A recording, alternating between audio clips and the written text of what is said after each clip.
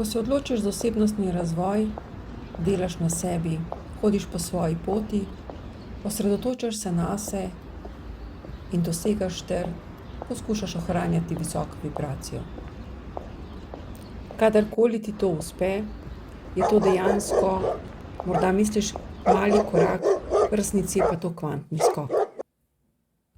To so sladke zmage, ki gradijo tvojo samozavest.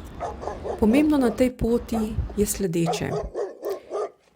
Normalno je, da se nam zgodi življenje.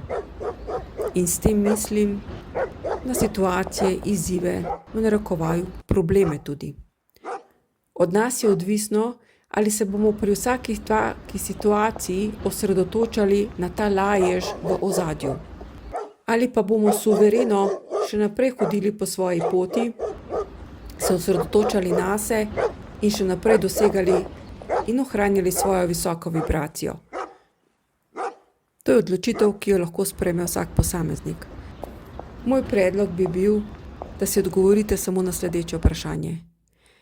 Ali sem res investirala toliko časa, denarja, izvajala toliko vaj, zato, da se osredotočam na vsak šum, na vsak lajež?